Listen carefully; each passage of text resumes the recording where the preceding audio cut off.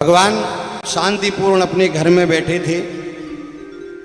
उसी समय इंद्रप्रस्थ से युधिष्ठिर की खबर आ गई कि महाराज युधिष्ठिर जो है राजसूय यज्ञ कर रहे हैं। भगवान गए यज्ञ करवाने के लिए। युधिष्ठिर से कहने लगे, एक बात बताओ भैया, राजसूय यज्ञ वही व्यक्ति कर सकता है जिसके लिए पृथ्वी के समस्त राजाओं ने श्रेष्ठ मान लिया हो, या पृथ्वी के समस्त राजाओं को जिसने परास्त कर दिया। क्या पूरे राजाओं को तुमने परास्त कर दिया? युधिष्ठिर कहने लगे, एक राजा को छोड़कर केवल। किसको? बोले जरासंध के लिए। बड़ा बलवान राजा है, जरासंध परास्त नहीं हुआ है। असल में इसका नाम जरासंध नहीं, इसका जुरासंध नाम था। मगध नरेश की दो रानियां थी। इनको कोई संतान नहीं थी। एक संत के पास मगध नरेश गए और कहा, महाराज ऐसी कृपा कर दो कि हमें भी एक आध लड़का हो जाए। संत ने एक फल दे दिया, बोले अपनी रानियों को खिला देना। राजा आए और फल को काटकर आधा आधा दोनों रानियों को खिला दिया। अब परिणाम ये निकला कि आधा जरासंध इस रानी ने पैदा किया और आधे जरासंध उस रानी ने पैदा किया। अद्भुत लड़के को देखकर रानियों ने उस लड़के के लिए बाहर फेंकवा दिया। राजा को पता लगेगा तो डांट पड़ेगी। सामने से एक जरा नाम की राक्षसी चली आ रही थी, उसने उठाया और इसको जोड़ दिया दोनों के लिए। तो ये रोने लगा, जिंदा हो गया, जीवित हो गया। लाकर मगध नरेश के चरणों में डाल दिया, ये आपका लड़का है। इसका नाम पड़ गया जरासंध। बड़ा बलवान राजा है। युधिष्ठिर कहने लगे, भैया एक काम करो, वो यज्ञ हो चाहे न हो, हैं, हम उससे नहीं लड़ सकें। युधिष्ठिर से भगवान बोले, आपसे लड़ने की कौन बोल रहा है? आप तो एक काम करो, भीम भैया और अर्जुन भैया को हमें दे दो, हम जाते हैं। युधिष्ठिर कहने लगे, भैया ऐसा है, अब तक बड़ी मुश्किल से हमारे 5 भाई बढ़िया जिंदा हैं, हम नहीं मारना चाहते भाइयों के लिए, वो नहीं करना हमको यज्ञ। भगवान कहने लगे, मेरे ऊपर तो विश्वास करो। ले गए भगवान भीम और अर्जुन को, ब्राह्मण बन के गए दरबार में। ब्राह्मणों के प्रति थोड़ी श्रद्धा रखता है जरासंध। क्यों रखता है पता है? कब से रखने लगा ब्राह्मणों के प्रति श्रद्धा?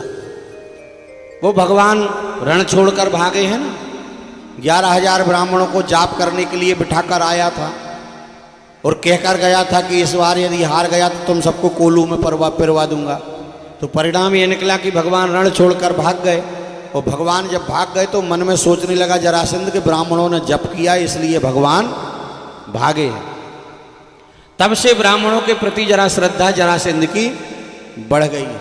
कहने लगा, बोलिए ब्राह्मण देवता कैसे आना हुआ? बोले महाराज हम कुछ याचना। हाँ मांगिए, क्या चाहिए? हमारे घर में एक बार जो व्यक्ति आता है मांगने के लिए, दूसरे घर में कभी जिंदगी में जाने की जरूरत नहीं पड़ती। मुंह खोलिए, क्या चाहिए? कन्हैया कहने लगे, जो मांगेंगे मिलेगा। बोले हाँ,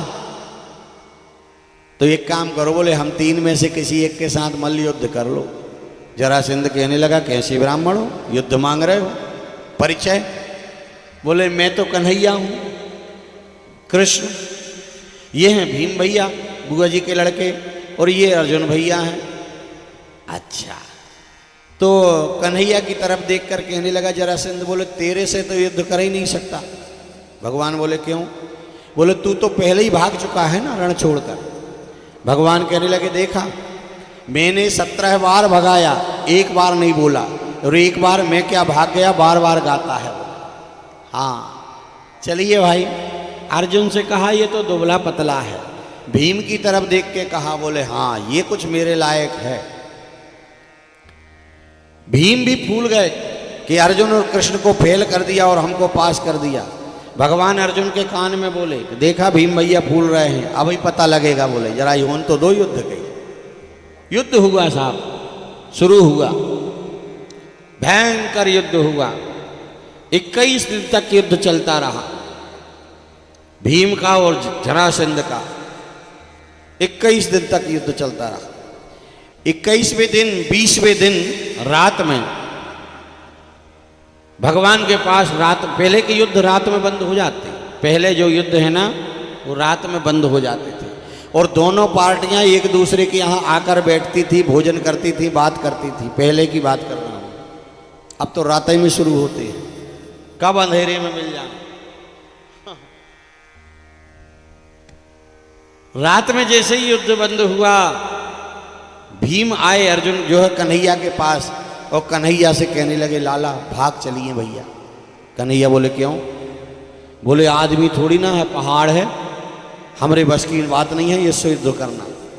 एक विचित्र बात बताऊं, भीम खाते बहुत थे और इनको भूख बहुत लगती थी, बहुत जल्दी भूख लग जाती थी। तो भीम, जरासंध, दुशासन और दुर्योधन, ये चारों ही जने तपस्या करने गए बल मांगने के लिए भगवान शंकर से, और तपस्या करने लगे। भीम को भूख लगे आई तो भीम तो आ गए भोजन करने के लिए। इतने में भगवान शंकर आ गए और तीनों को 10-10 हजार हाथियों का बल दे दिया। किसको? जरासंध को, दुर्योधन को और दुशासन को। इन तीनों को बल दे दिया, 10-10 हजार हाथियों का बल। भीम रोटी खा रहे थे, ये वरदान लेके लौटे। रास्ते में भोजन करते हुए भीम मिले, बोले ये अपन पेटू देख लो, कहीं पेट ही भरता रह गया, हमको तो वरदान मिल गया, हम घर जा रहे हैं, बल मिल गया। भीम को बड़ा क्रोध आया। भीम ने भी सब कुछ त्याग दिया, भोजन पानी सब, और त्याग के एक पैर से खड़े होकर भगवान शंकर की आराधना करने लगा। भगवान शंकर प्रकट हो गए, बोले बरमरूही, बोले हमें भी 10,000 हाथियों का बल चाहिए। भीम शंकर जी से बोले, शंकर जी कहने लगे तथास्तु, और साथ में एक के साथ एक फ्री वरदान देता हूं। भगवान शंकर बोले एक के साथ एक फ्री गिफ्ट। हाँ, एक गिफ्ट में वरदान दिया। बोले क्या वरदान है गिफ्ट में? बोले ये जो 3 है ना, जो अभी वरदान लेकर गए हैं, इनकी मृत्यु भी तेरे ही हाथ से होगी, ये मेरा वरदान है। जरासंध, दुशासन और दुर्योधन की। भीम कहने लगा कन्हैया ये तो भैया पहाड़ है, हम नहीं लड़ सके इससे। कन्हैया कहने लगे क्यों? तुम ही तो फूल के गड़गज हो रहे थे और सोच रहे थे कि देखो हमको पास कर दिया, हम बड़े बलवान हैं, अब लड़ो ना। बोले नहीं भैया, और तुम नहीं भगो तो हम भग जाए, लेकिन अब नहीं लड़े। एक एक पेंच पुर्जा सब ढिले आ गए बोले शरीर के, इतना युद्ध भयंकर मार खाई। भगवान कहने लगे आज तो लड़ो, अब आज हमारे कहवे से लड़ो। नहीं मान रहे तो लड़े। बोले हाँ लड़ो आज। अब भीम का युद्ध 21वें दिन शुरू हुआ। भगवान आज 21वें दिन देखने गए युद्ध अर्जुन के शहर। और भगवान जब गए तो भगवान बार बार भीम की तरफ कहे वाह भीम भैया, वाह भीम भैया, वाह। जब बार बार वाह, अच्छा भीम शरीर से मोटे थे, बुद्धि से नहीं थे। बार बार वाह वाह कहा तो भीम का ध्यान गया कि आजकल बड़ाई बहुत हो रही है, बात क्या है। कन्हैया की तरफ जैसे ही देखा तो हमारे ठाकुर ने एक चारे का तिनका उठाया और ऐसा फाड़ दिया, और इस तरफ का इस तरफ फेंक दिया और इस तरफ का इस तरफ फेंक दिया। भीम समझ गए कि ये मुक्के में नहीं मरेगा, इसको तो फाड़ना पड़ेगा। भीम ने जरासंध के पैर पर लात रखी और चीर दिया, और इस तरफ का इस तरफ फेंका, इस तरफ का इस तरफ फेंक दिया। जब जरासंध से भीम हारा, श्याम जी ने किया था इशारा। जब बलि भीम ने टांग पकड़ी, जब बलि भीम ने टांग पकड़ी, फाड़ कर कर दिया आधा आधा। जब बलि भीम ने टांग पकड़ी, फाड़ कर कर दिया। जरासंध का उद्धार किया भगवान ने, उसके पुत्र सहदेव के लिए राज्य दिया है, और बहुत सा धन लेकर टैक्स लेकर भगवान आए हैं। इंद्रप्रस्थ में राजसूय यज्ञ हुआ है, शिशुपाल का उद्धार किया।